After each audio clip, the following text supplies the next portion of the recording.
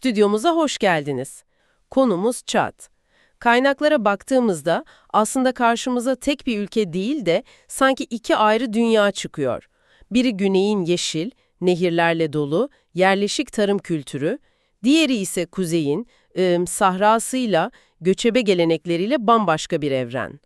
Bugün aslında bu iki dünya arasındaki fay hattının her şeyi nasıl şekillendirdiğini anlamaya çalışacağız. Siyasetten gündelik hayata kadar. Başlamak için daha iyi bir sembol düşünemiyorum açıkçası. Ülkeye adını veren Çat Gölü. Bu gölün hikayesi aslında Çad'ın kendisinin bir özeti gibi. Bir zamanlar Afrika'nın en büyük ikinci sulak alanı, devasa bir iç denizken bugün eski boyutunun %10'una bile ulaşamıyor. Resmen can çekişiyor. Yani bir yanda muazzam bir doğal zenginlik potansiyeli, diğer yanda gözünüzün önünde eriyen bir felaket. İşte bu tezatlık bugün konuşacağımız her şeyin temelinde yatıyor. O zaman tam da bu zıtlıklar coğrafyasından başlayalım. Haritayı açtığınızda Çad, Afrika'nın tam ortasında. Denize çıkışı olmayan dev bir ülke. Libya, Sudan, Nijer gibi komşularla çevrili ve kıtanın en büyük 5. toprağı. Dediğin gibi ülke sanki bıçakla kesilmiş 3 ana bölge var. Kuzeyde Sahra Çölü, ortada o yarı kurak Sahel kuşağı ve güneyde de hayatın fışkırdığı Sudan savanı. Ve o coğrafyanın kalbindeki Çad Gölü'nün geçmişi gerçekten akıl almaz. Kaynaklar diyor ki yaklaşık 7.000 yıl önce burası Mega Çad olarak bilinen neredeyse Hazar Denizi büyüklüğünde bir iç denizmiş. Hazar Denizi kadar mı? Evet, düşünün bugünkünden 55 metre daha yüksek bir su seviyesi. Hatta bir nehirle Atlantik Okyanusu'na kadar uzanan bir bağlantısı varmış. Bu kayıp dünya, bugün yaşanan kuraklığın ne kadar devasa bir çöküş olduğunu daha da vurucu kılıyor. Tabii gölü hayatta tutan damarlar da var. Özellikle güneyden gelen Chari ve Logolo nehirleri. Anladığım kadarıyla bu nehirler gölü besliyor ve getirdikleri su miktarı gölün o yılki kaderini çiziyor. Peki bu keskin coğrafi ayrım üzerindeki yaşamı nasıl etkilemiş? Sadece bitkiler değil, hayvanlar da farklıdır herhalde. Kesinlikle. Güneydeki samanlar o hepimizin belgesellerde gördüğü klasik Afrika manzarası. Filler, su aygırları, aslanlar, zürafalar. Ama kuzeye çıktıkça bu zenginlik yerini daha dayanıklı türlere, vahaların etrafında toplanmış bir yaşama bırakıyor. Fakat tüm bu kuraklığa rağmen Çad Gölü ve nehirleri hala Afrika'nın en zengin tatlı su balık popülasyonlarından birini barındırıyor. Bu da bölge halkı için hayati bir protein kaynağı demek. Peki bu inanılmaz zorlu ve çeşitli coğrafyanın üzerinde kimler yaşıyor? İşte hikayenin en baş döndürücü kısmı galiba burada başlıyor. Kaynaklardan birinde okuduğumda inanamadım. 200'den fazla etnik grup ve 100'den fazla dil.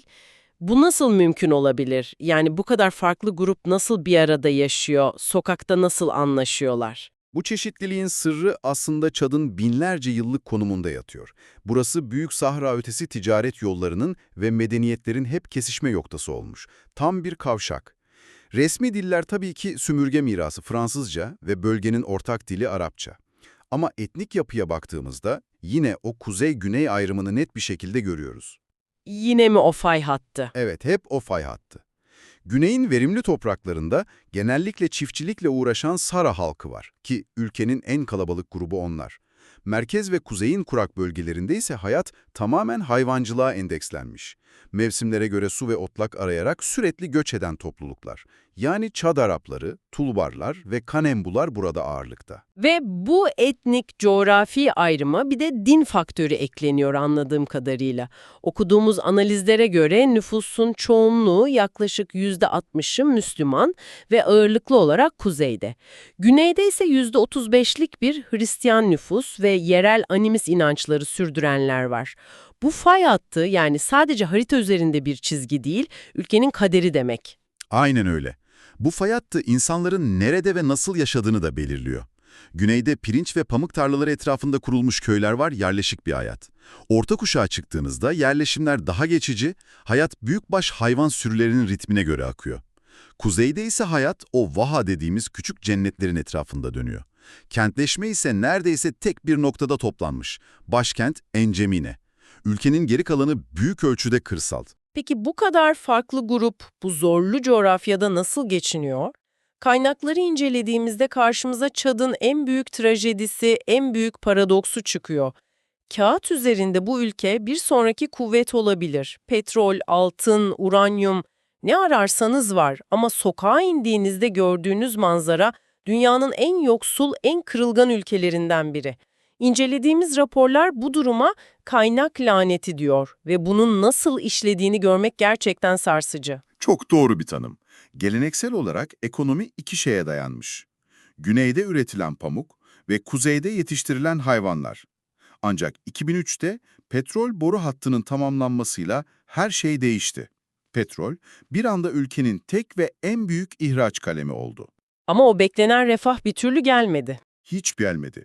Aksine petrol gelirleri yolsuzluğu patlattı. Yönetici elitleri zenginleştirdi ve ülkeyi onlarca kasıp kavuran iç savaşlarda daha fazla silah alınmasını sağladı. Para kalkınmaya değil, iktidarı korumaya harcandı. Kaynaklarda çok ilginç bir detay daha gözüme çarptı. Natron.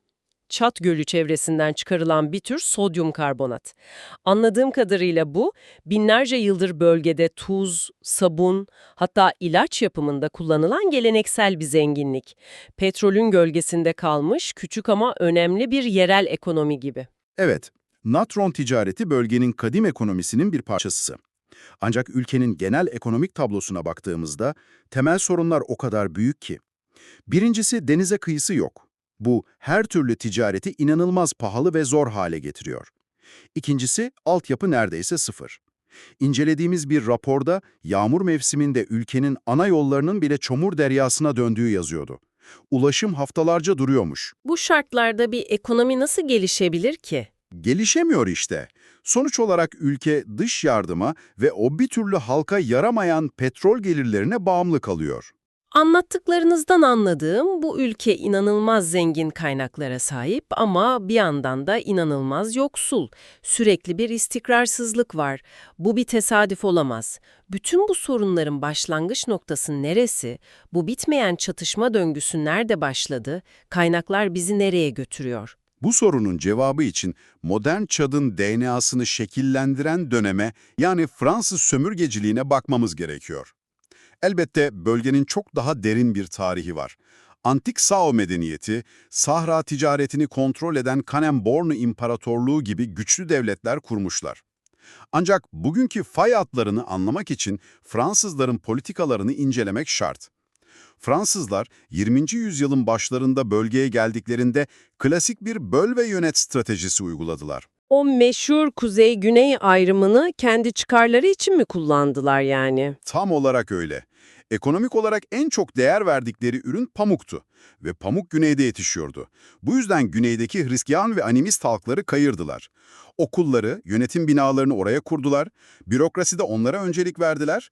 Kuzeydeki Müslüman göçebe halkları ise geri kalmış ve kontrolü zor olarak görüp tamamen dışladılar. İnanılmaz. Hatta İnsamer'in raporunda bu dönemde kuzeydeki yüzlerce caminin ve medresenin yıkıldığı, İslami eğitimin yasaklandığı gibi çok sert uygulamalardan bahsediliyor. Kısacası zaten var olan bir ayrımı alıp onu derin bir düşmanlığa dönüştürdüler. Ve sanırım 1960'ta bağımsızlık verildiğinde bu saatli bomba patladı. Yönetim Fransızların hazırladığı Güneyli elitlere devredildi. Aynen öyle. İlk Cumhurbaşkanı Güneyli François Tombalbaye, iktidara gelir gelmez Kuzeylileri tamamen sistemin dışına iten tek partili bir diktatörlük kurdu. Bu da 1965'te başlayan ve neredeyse 30 yıl süren kanlı bir iç savaşı başlattı. Sonrasında ülke darbeler, suikastler, bitmeyen bir kaos döngüsüne girdi. Bu kaosun en karanlık dönemi ise Hissene Habre'nin iktidarıydı. Onun döneminde en az 40 bin insanın siyasi nedenlerle öldürüldüğü tahmin ediliyor. Tam bir terör rejimi. Ve bu kanlı dönemi 1990'da yine bir darbeyle sona erdiren kişi Habre'nin kendi generallerinden İdris Deby oldu. Böylece Çad tarihinde yeni ama pek de farklı olmayan bir sayfa açıldı. Evet, 30 yıl sürecek Demi dönemi başladı. İdris Deby, petrol gelirlerinin akmaya başladığı dönemde iktidardaydı. Ama bu parayı ülkeyi kalkındırmak yerine sürekli patlak veren isyanları bastırmak ve iktidarını sağlamlaştırmak için kullandı. Bu sırada komşu Sudan'daki Darfur soykırımından kaçan yüz binlerce mülteci Çad'a sığındı ve bu ülkedeki kırılgan dengeyi daha da bozdu. Ancak bu döneme ait unutulmaması gereken çok önemli bir gelişme var. Diktatör Hisseni Habre'nin yargılanması.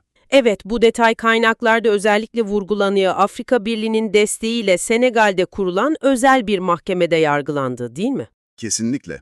Ve bu sadece Çad için değil, tüm Afrika için bir devrim niteliğindeydi. Düşünün, ilk kez bir Afrikalı diktatör, başka bir Afrika ülkesinde Afrikalı hakimler tarafından insanlığa karşı işlediği suçlardan yargılandı ve ömür boyu hapse mahkum edildi. Bu kıtanın Batı'ya kendi adaletimizi kendimiz de sağlayabiliriz mesajıydı. Kaynaklar bu davanın bir zafer olduğunu vurguluyor. Ve hikayenin en dramatik perdesi, 2021 yılında 30 yıldır ülkeyi yöneten İdris Deby'nin kuzeydeki isyancılarla savaşırken cephede öldürülmesi. Gerçekten filmlerde olabilecek bir son. Sonrasında ne oldu? Anayasaya göre meclis başkanının geçici olarak yönetimi devralması gerekiyordu. Ama ordu anayasayı askıya aldı ve Deby'nin oğlu General Mahamat İdris Deby'nin başkanlığında bir askeri konseyin yönetime el koyduğunu duyurdu. Kaynakların neredeyse tamamı bu olayı anayasal bir darbe, bir tür hanedan devri olarak nitelendiriyor. Bugün de ülke bu askeri geçiş sürecinin belirsizlikleriyle boğuşuyor. Bu kadar siyasi karmaşa, darbe ve çatışma döngüsünün içinde normal bir hayat sürmek mümkün mü? Yani gündelik hayat nasıl akıyor? Kültürel yaşamdan, insanların umut bulduğu anlardan hiç bahsediliyor mu? Elbette, siyasetin o kasvetli tablosunun ardında inanılmaz bir kültürel derinlik var. Mesela ülkenin kuzeyindeki Tibesti Dağları binlerce yıl öncesine ait kaya resimleriyle dolu bir açık hava müzesi gibi. Sahra'nın henüz yemyeşil olduğu bir dönemi tasvir ediyor bu resimler. Bütün bu çatışmalardan çok daha eski, köklü bir medeniyetin kanıtı. Peki ya modern hayat? Başkent Encemine'de hayat nasıl? Encemine'nin kendine has canlı bir atmosferi olduğu anlatılıyor. Kafeleri, hareketli çarşıları ve özellikle Paris Match adı verilen çok ilginç bir gelenek var. Paris Match? O ne demek? Şöyle düşünün, birinin okul taksidi ya da düğün masrafı gibi büyük bir harcaması var. O kişi bir barı veya mekanı bir geceliğine kiralayıp arkadaşlarını partiye davet ediyor. Gelenler içkilerini alıyor ve gecenin sonunda içki satışından elde edilen kar partiyi düzenleyen kişiye kalıyor. Bu harika bir detay. Yani bir nevi kâr amacı güden bir ev partisi gibi mi? Çocuğun okul masrafına destek için cuma akşamı bizim mekana bekleriz davetiyesi. Aslında bu devletin yetersiz kaldığı yerde toplumun kendi dayanışma ağını kurmasının çok yaratıcı bir yolu. Kesinlikle. Spor da insanlar için önemli bir tutunma dalı. Geleneksel olarak güreş, kuzeyde deve yarışları ve okçuluk çok popüler. Modern sporlarda ise tüm Afrika'da olduğu gibi futbol bir tutku. Ancak ülkenin o kronik sorunları burada da karşılarına çıkıyor. Altyapı yok, seyahat imkanları kısıtlı. Yağmur mevsiminde bir şehirden diğerine gitmek imkansız hale geldiği için düzenli bir ulusal lig yürütmek bile neredeyse imkansızmış. Anlıyorum. O zaman toparlayalım. Bugün ele aldığımız kaynaklar bize nasıl bir Çat portresi çizdi? Coğrafi olarak ikiye bölünmüş, etnik ve dini olarak inanılmaz çeşitli, yeraltı kaynakları bakımından potansiyel bir dev ama ne yazık ki tarihi, bitmeyen çatışmalar ve sömürgeciliğin bıraktığı zehirli bir mirasla gölgelenmiş bir ülke. Tüm bu anlattıklarımızı birbirine bağlayan ana fikir şu sanırım. Coğrafi ve etnik bölünmeler, yani o kuzeydeki kurak ve Müslüman coğrafya ile güneydeki verimli ve Hristiyan animist coğrafya arasındaki fark, ülkenin tarihsel çatışmalarının ana motoru olmuş. Sömürgeci miras bu fay hatlarını onarmak yerine tam tersine dinamitlemiş. Son olarak üzerine eklenen petrol laneti de bu ateşe benzin dökmüş ve ülkeyi kronik bir istikrarsızlığa mahkum etmiş. Ve sizi, dinleyicimizi düşünmeye sevk edecek son bir soruyla bitirelim. Çad, sahip olduğu petrol zenginliği ve stratejik konumuyla bölgesel bir güç olma potansiyeli taşıyor. Ancak ülke, sömürgecilikten miras kalan bölünmeler ve sonu gelmeyen iç çatışmalarla boğuşuyor. Sizce bu zengin kaynaklar ve kültürel çeşitlilik, ülkenin en büyük laneti mi, yoksa tüm bu enkazın altından filizlenebilecek gelecekteki en büyük umudu mu olabilir?